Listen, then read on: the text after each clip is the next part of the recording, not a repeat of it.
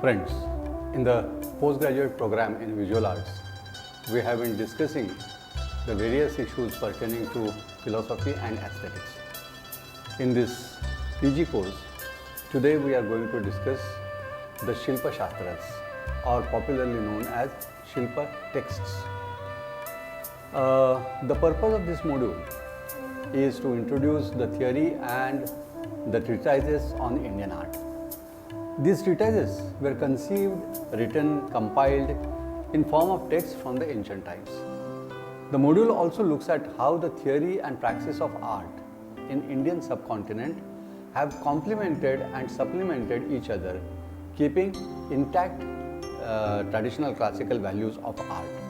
In the module, we'll also introduce a list of Shilpa Shastras based on the Shilpa, that is the form of art that the Shastras are dedicated to. Shilpa Shastras are texts written or compiled to elaborate on the practice of Shilpa in India.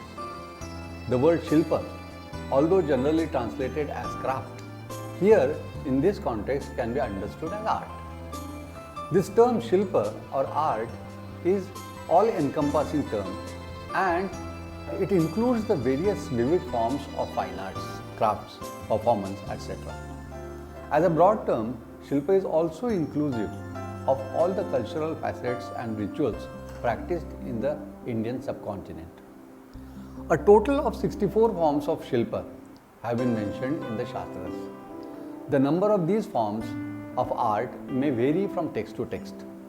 Shilpa Shastras thus are canonical texts composed as manuals for practicing of art like painting, sculpture, architecture and dance drama, speaking about the major arts.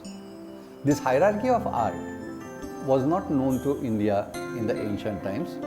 Sometime during the Gupta period, these arts have been given more importance than the rest of the so-called minor arts like garland making or decorating.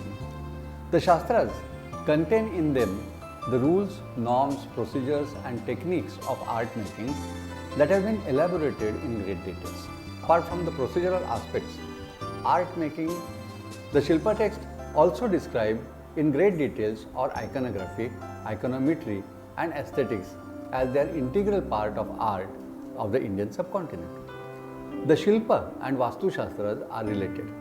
While Shilpa Shastras deal with arts and crafts such as forming statues, icons, stone murals, paintings, carpentry, pottery, jewellery, dyeing, textiles, etc.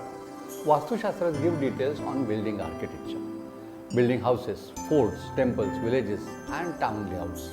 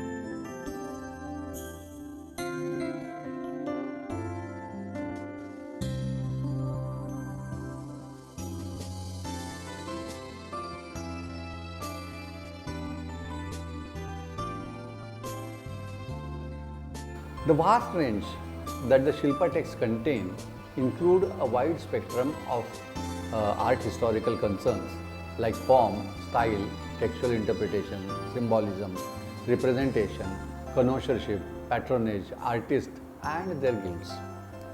This great detailing on techniques and rhetorics of art as found in the Shilpa Shastras actually help in understanding the art in all its depth.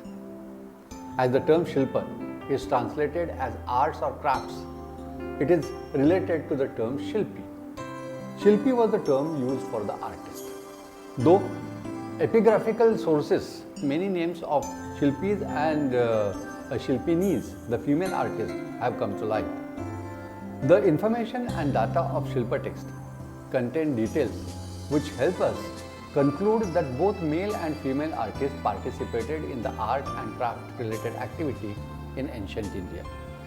These texts also deal with the role of the artist in the society and his or her guild, the division of workmanship and the functioning of various artist guilds. The artists, that is Shilpins, according to the Shilpa text, form Shrenis, guilds, in the ancient India. As the sources explain, each guild formed its own laws and code of conduct. The young apprentices joined and got trained under great masters.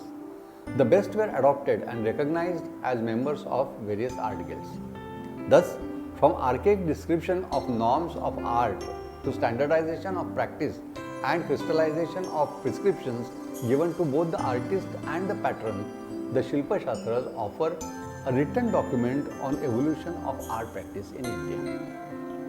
It is interesting to note that due attention has been given to the culture of spectatorship and connoisseurship, and general norms and practices have also been laid down on how to perceive or view the art.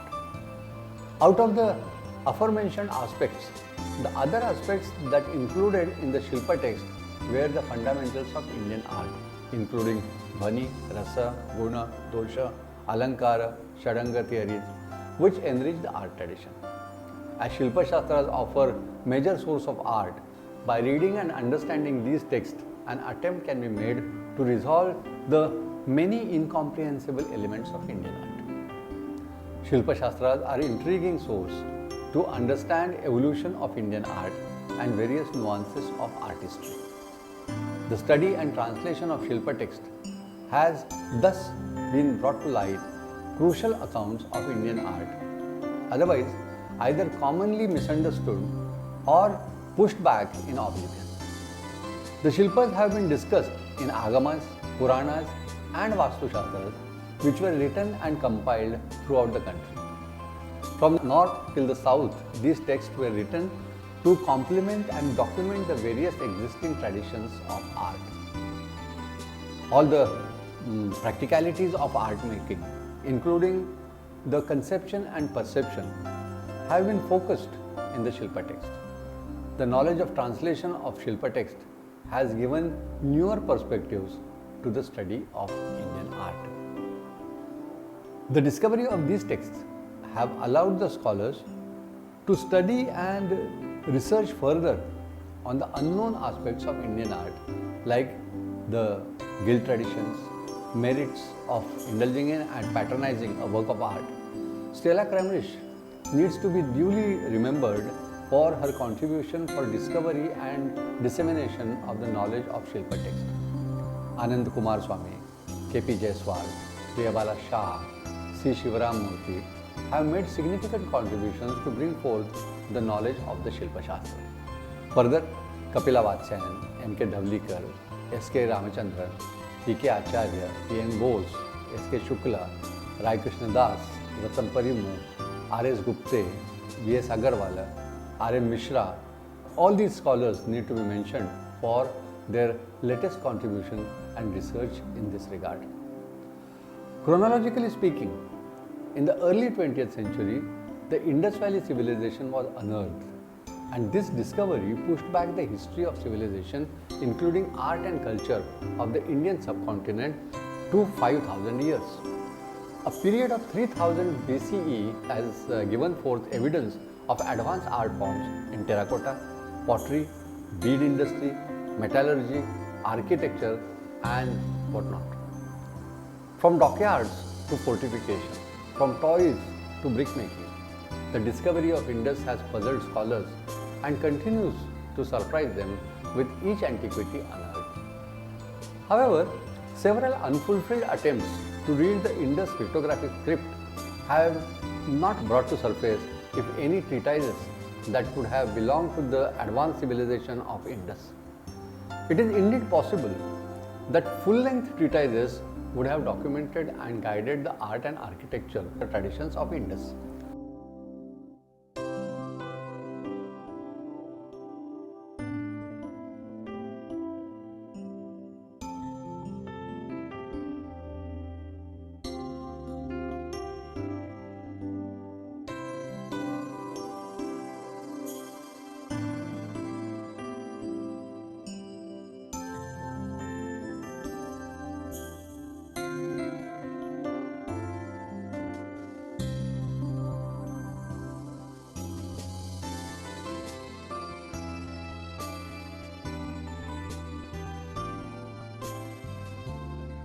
Rigveda, along with the other Vedas, is said to contain accurate knowledge of and references to idol making and other Shilpa activities like metallurgy, etc. The commonly cited references to exchange of cows to buy the idol pushed back the art of sculpture and its trade to Vedic period.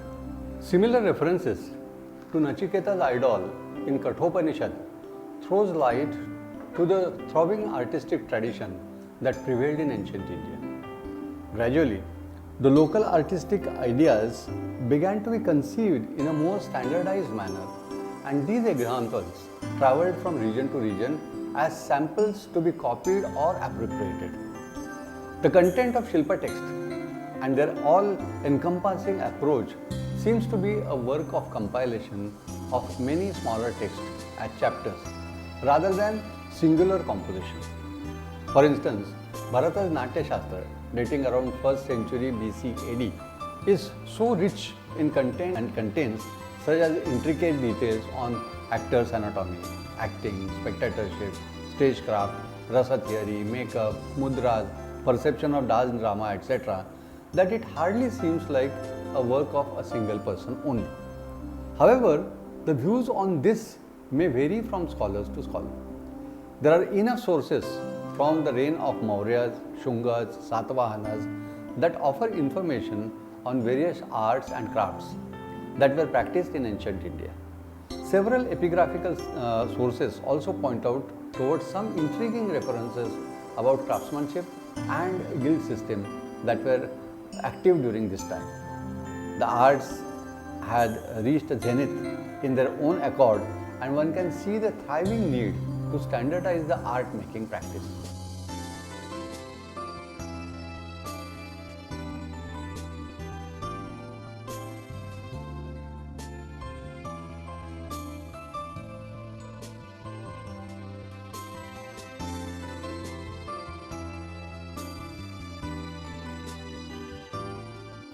With Kushanas, many new influences came in and got blended in the then art scenario.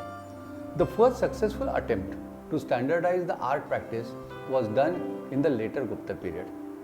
Often called as the golden age of Indian art, the Gupta art has given rise to a unique classicism in art which became a model for the dynasties to come. Although the Gupta Empire came to end by mid-5th century, a lot of the art post-5th century also came to be known as Gupta art. The only possible explanation to this broad nomenclature can be the Shilpa text, as it was during the Gupta period that the Shastras on Shilpa began to be written widely.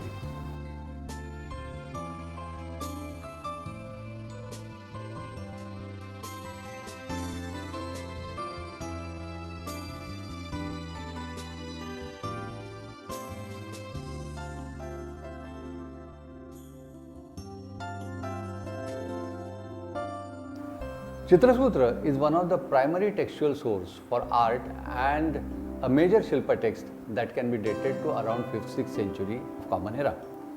Then after several Shilpa texts like Brihad Samhita, Manasollas, Manasar, Rajatarangini, Shilparatnakar, Shilparatnam, etc. started coming to surface. These texts guided, influenced, documented the prevalent artistic tradition of their previous and contemporaneous times. The text, along with their norms, ethics and procedural details, travelled to various regions, and the system of style of writing the Shilpa text got disseminated throughout the length and the breadth of this country. This practice led to the flowering of various regional styles and is probably how the Bhumija temple from Rajasthan, Saurashtra became evidently different from those of Vesara type erected in Orissa.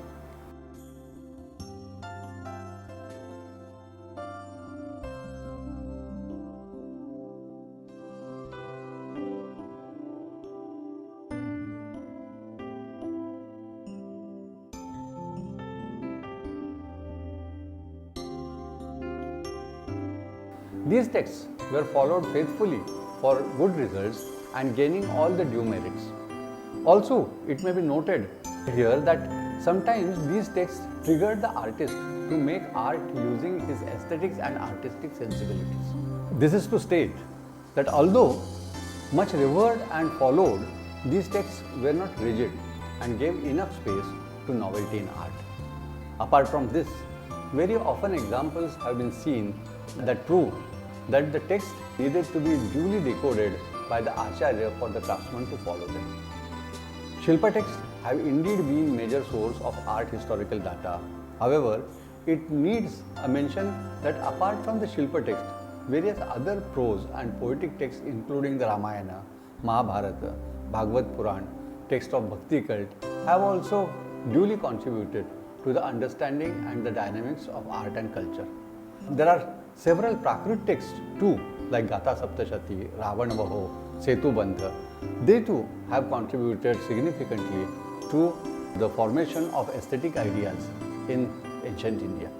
These texts helped shaping the enriched and diverse art traditions hand in hand with Shilpa Shastras. The function of these other texts, although were different, but for the Shilpa text, the art traditions, both major and minor, remained the central concern. As mentioned earlier, Shilpa Shastra is an umbrella term which covers many forms of art and their specificities, specialities. Each Shastra is concerned with one or few selective forms of Shilpa, that is art. It may also be noted that often one may find that the information from text to text overlap. This overlapping of information on the same Shilpa as recorded in various Shastras comes to explain the interrelationship of art traditions in India from the ancient times. Like mentioned in the Shastras, knowledge of every Shilpa leads to better understanding of each Shilpa. The interrelationship of art is a facet peculiar to Indian art. Like the Shastras mention, the knowledge of painting is related to that of sculpture. The understanding sculpture comes from understanding of dance. The knowledge of dance comes from the knowledge of music. The understanding of music can happen only with understanding of drama. This beautiful nexus of all forms of art may seem over-romanticized and complicated. However, it does not clearly imply that within the paradigm of Indian culture, an attempt was made to connect the classical aspects of all forms of art, offering a trans and an interdisciplinary approach to the all art forms that took birth in Indian soil. So rather than viewing the overlapping as a demerit or mere repetition, it needs to be duly recognized as a phenomenon ubiquitous to art and culture in Indian subcontinent. The following are the manuscripts related to Shilpa Shastras that have been identified, referring to the central thematic subject of the Shastra. The list offers the varied subjects covered under each Shastra. It may also be noted that the Shastras, being canonical standard texts, were generally written in classical language. However, it is also intriguing that a few texts were also written in vernacular languages and they draw acute similarity with the Sanskrit text. These traditions drew and borrowed from each other to their best to bring out the excellence and brilliance of the artist's tradition as whole. The list below highlights the major texts that have been identified as crucial texts, and some in the list are with their thematic contents. Shukraniti Sar, actually these texts are not being discussed in a chronological order, not even regional order, because there are different texts which were followed in different parts of the country. Shukraniti Sar is a very, very important text, which is a slightly later text, which talks about the Pratima, Murti or Vigraha making of the idols the icon design, etc. Suprabhedagama is one of the agamas which speaks about the art tradition and the conventions which are to be followed by the artist. Vishnu Dharmottara Purana perhaps is the most important text of this period, and we have discussed in details earlier. We have also discussed the contents of this text, which refers to literature, music, theatre, dance, painting, sculpture, iconography and architecture. Of course, Vishnu Dharmottara is the core text, and there are different appendices which talk about different arts.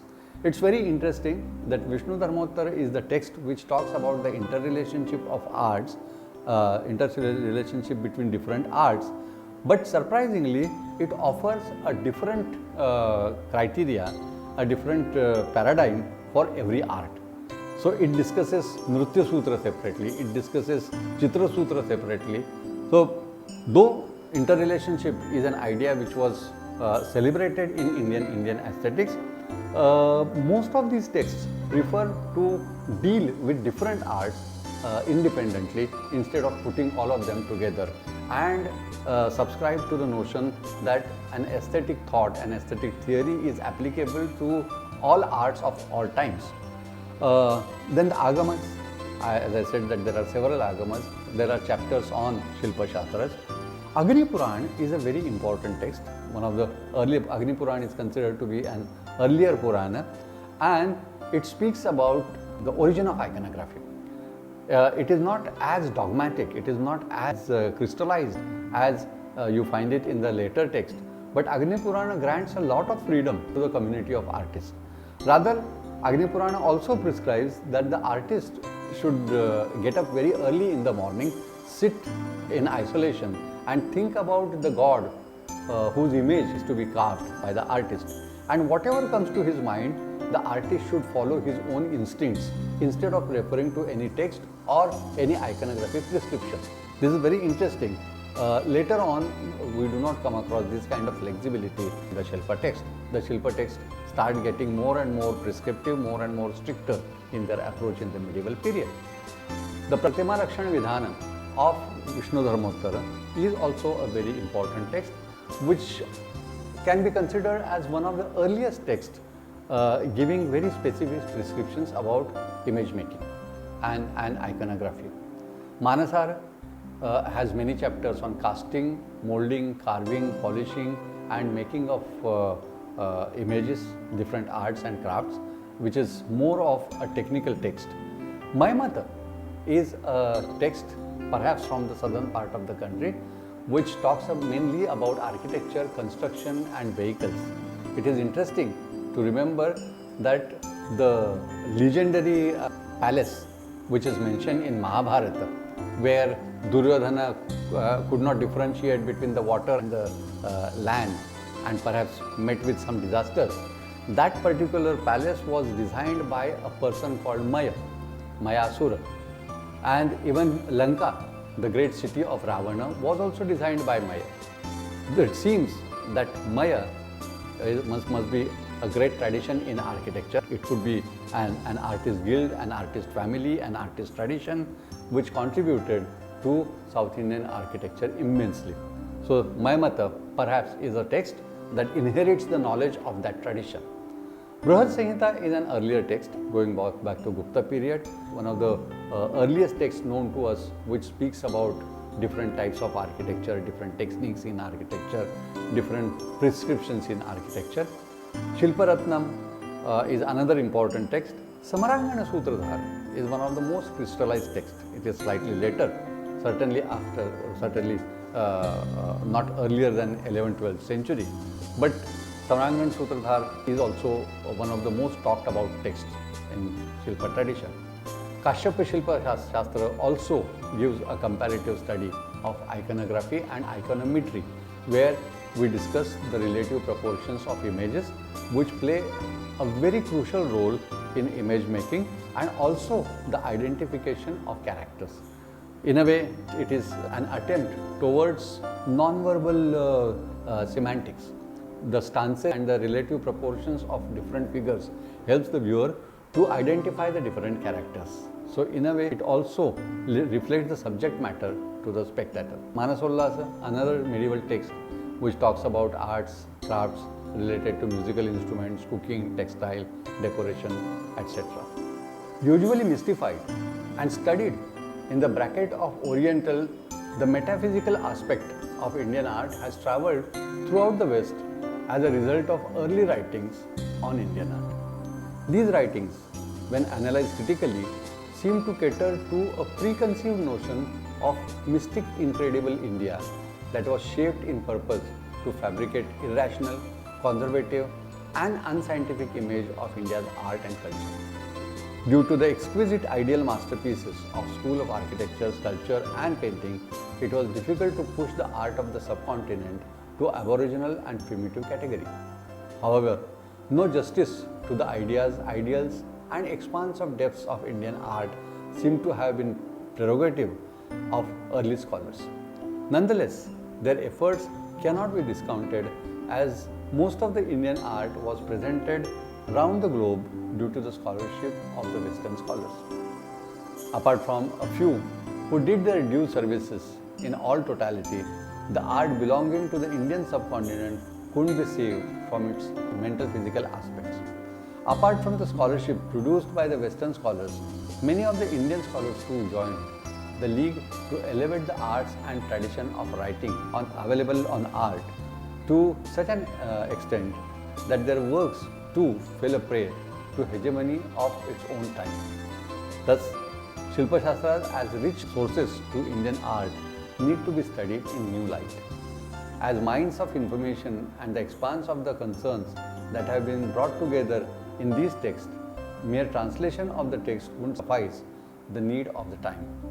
Many commentaries and many more interpretations need to be worked upon to extract the actual essence of these Shastras.